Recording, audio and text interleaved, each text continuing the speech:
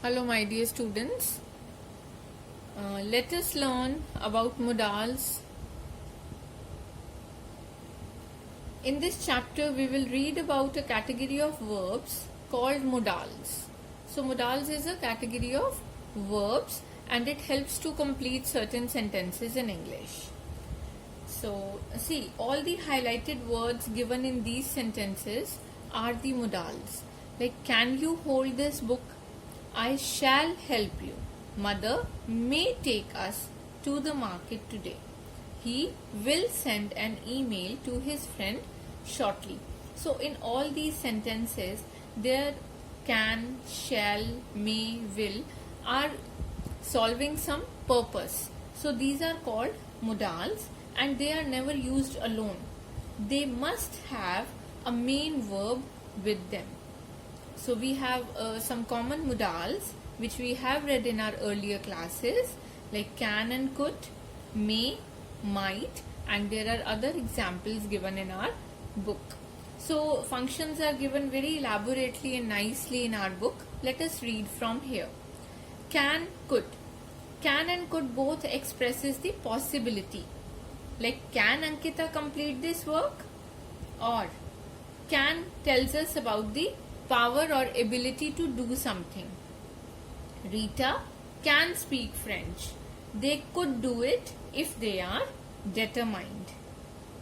Then can and could are used to ask or grant permission.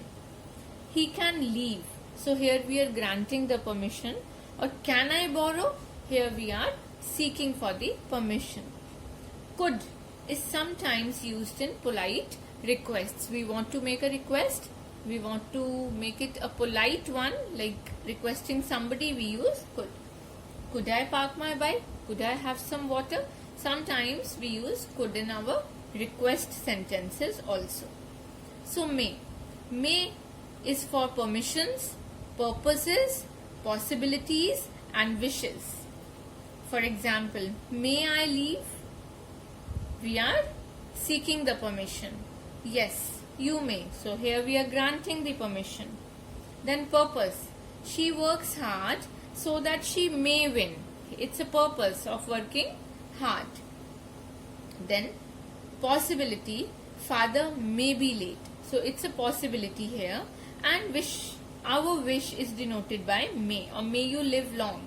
May our captain score a century. So permissions, purposes, possibilities and wishes are expressed by the modal may. Then might indicates a doubtful possibility, like may gives you 100% possibility of something, might gives you a 50% possibility of something. Rohit might accept your offer. So that's not very clear whether he will or he will not. Then extreme politeness. Might I ask for a cup of tea? So where we want to be too much polite, we are going to use might. Then it expresses a gentle reproach or dissatisfaction. Like, we want to suggest something to somebody using might, that we are not satisfied and you must change yourself. For example, you might speak more politely.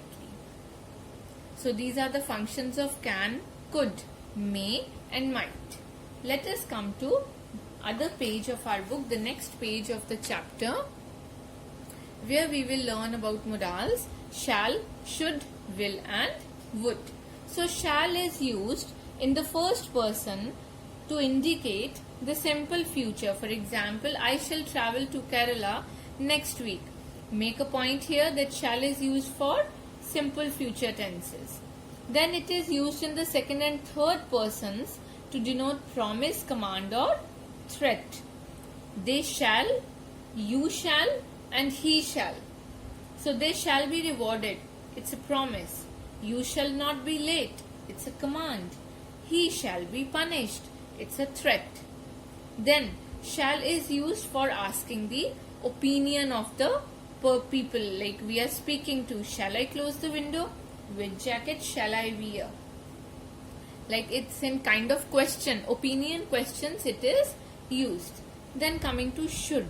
Should tells us our duties, conditions, advise, and when we disapprove something, and it is used in the second and third person to indicate a future possibility.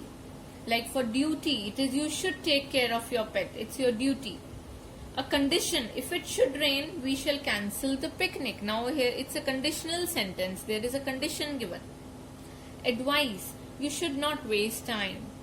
To disapprove of something, they should not have disobeyed the old man. So when we combine it with not, it gives us the disapproval. Then it's used with second and third persons for a future possibility. Ritu should be home soon. Coming to will and would. So will gives us 100% determination or willingness, a promise. It is used for customary actions when we are talking about only second and third person, not I, to denote assumption or probability. So determination, I will score a goal. I will walk with you. Promise, I will help mother set the table. So it's a wish, it's determination, it's a promise. And if I talk about second person or third person, he will read a book. Probability, this will be the medicine he needs. So there is a probability, and will is used for very strong possibilities or probabilities. Then would. Would is used to denote a wish. For determinations, to denote frequent actions in the past, to indicate a condition or uncertainty. Uncertainty means the things which are not fixed. Then used in polite expressions. Like for wish, example is, I would like to take up nursing. It's a wish. Determination, Chitra said she would water the plants every day. Frequent actions of past, she would have a pizza every Sunday. Sir, uncertainty or any particular condition, I would have helped you if you had asked me. Polite expressions, would you like to join me for dinner? So these are the functions of shall, should, will and would. As we use them in our exercise, they will become more clear. So we have exercises for can, could, may and might, and then we have for will, would, shall and should, which are done for you.